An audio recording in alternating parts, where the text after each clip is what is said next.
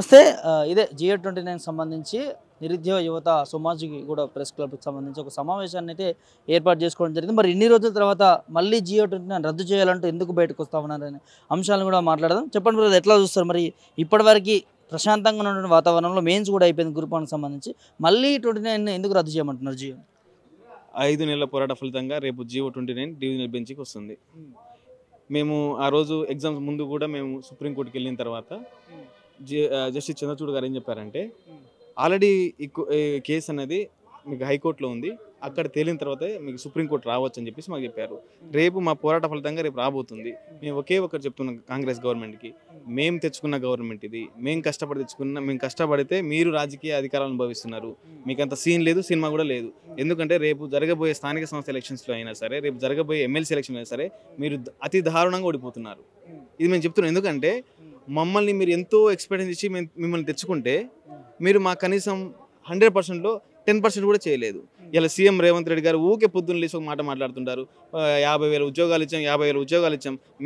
మీ నోటితోనే ఈ ప్రెస్ క్లబ్కి వచ్చి 2 లక్షల ఉద్యోగాలు భర్తీ చేస్తామని చెప్పిన మీరు 50,000 ఉద్యోగాలు ఇచ్చామని చెప్పేసి మీరు మాట్లాడుతున్నారు. మీకు ఏమన్నా ఉందా అండి? ఒకటి అడుగుతున్నాను, నిజంగా మీకు చిత్తశుద్ధి ఉంటే December 9కి ఇంకా నాకు తెలిసి ఇంకా 20 రోజులు టైం ఉంది.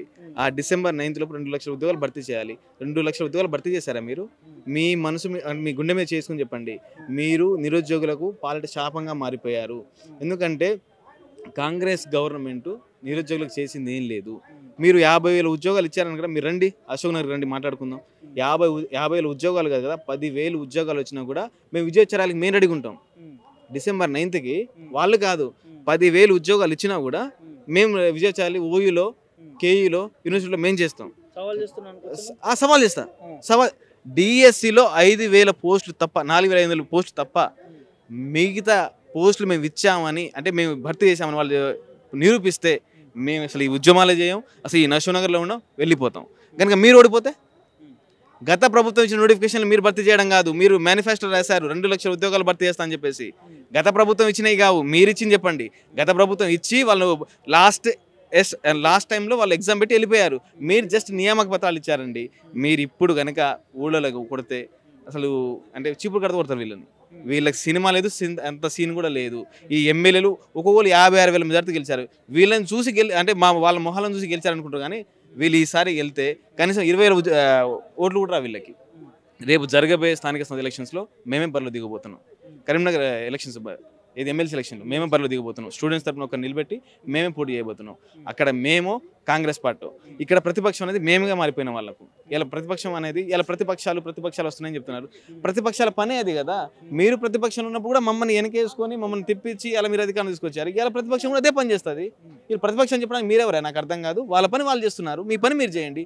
ప్రతిపక్షాల పని ప్రజల్ని ఎంటేసుకుని వాళ్ళ పని చెప్పించుకోవడమే. మీరు అనవసరంగా ప్రతిపక్షాల మీద మీరు ప్రతిపక్షాల మాట వింటున్నారు. మీ మాట వినే సగం చెడిపోయాం మేము. మీరు చెప్పిన మాట వినే సగం చెడిపోయాం. ఇలా గ్రూప్ 1, గ్రూప్ 2, 3 లేకుండా వెళ్ళిపోయింది మా పరిస్థితి. కావాల్సుకున్న ప్రతిపక్షాలు నిరుద్యోగులని రెచ్చగొడుతున్నాయి, వాడుకుంటా ఉన్నాయి, ప్రభుత్వం పైన ఒక వ్యతిరేకత తీసుకొస్తా ఉన్నాయని చెప్పి కూడా మాట్లాడుతున్నారు. వాళ్ళు చేసింది కూడా అదే బ్రదర్, నేను చెప్తున్నా అదే.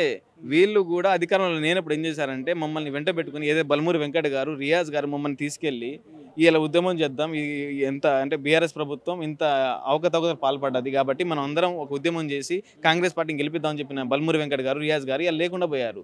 వాళ్ళు కూడా చేసినదే. ఏంటంటే మీ అలా వాళ్ళ అధికారంలో ఉన్నారు, మీ అధికారంలో లేము. కాబట్టి మా వెనకాల ఏ పార్టీ హస్తం లేదు, ఏ పార్టీ గుర్తు కూడా లేదు. మా పార్టీ అనుకుంది కాంగ్రెస్ పార్టీ.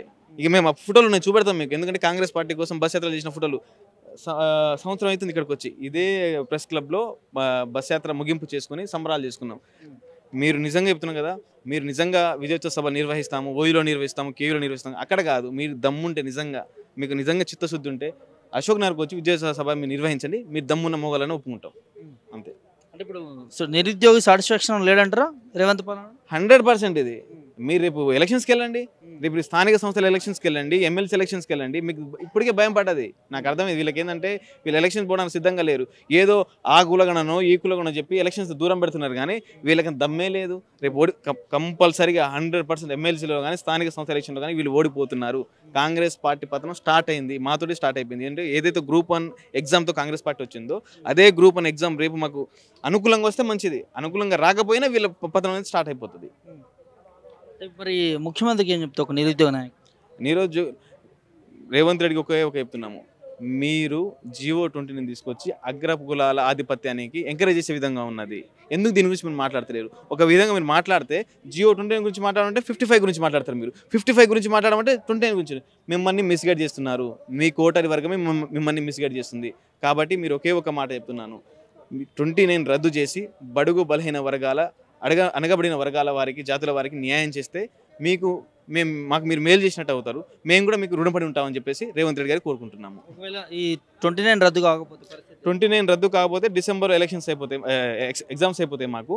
డిసెంబర్ తర్వాత ఒక మహా పాదయాత్రకు శ్రీకారం చుట్టబోతున్నాము. ఇప్పటి వరకు రాజకీయ నాయకులే పాదయాత్ర చేసి ఉంటారు, కానీ ఇప్పుడు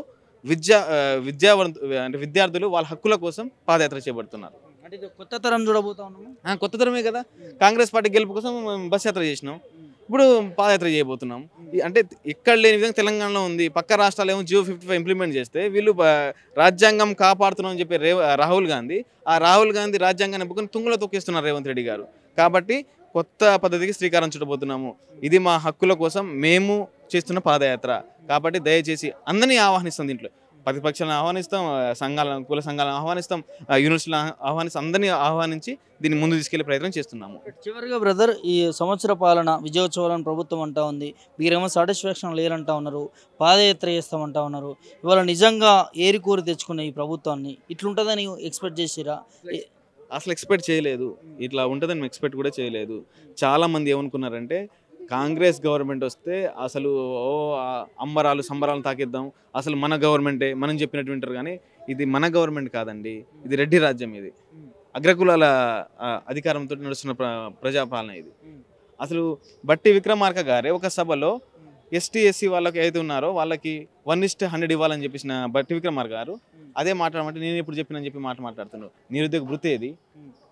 పిల్లలకి ఏం చేశారండి?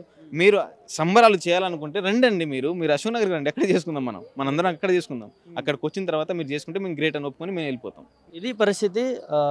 ముఖ్యమంత్రికి ఒక షాక్ అని చెప్పుకోవచ్చు. నిరుద్యోగులు అందరూ కూడా పాదయాత్ర చేయబోతా ఉన్నారు. GO-29కి సంబంధించి వాళ్ళకి న్యాయం జరగకపోతే ఖచ్చితంగా ముఖ్యమంత్రి వాళ్ళతోని చర్చలు జరగకపోతే ఈ GO-29కి సంబంధించి వాళ్ళకి అన్యాయం జరిగితే ఖచ్చితంగా ప్రభుత్వానికి ఒక భారీగా షాక్ తొలగే నిజాలైతే నిరుద్యోగ యువత చెప్తున్నటువంటి సందర్భం చూస్తూ ఉన్నాము.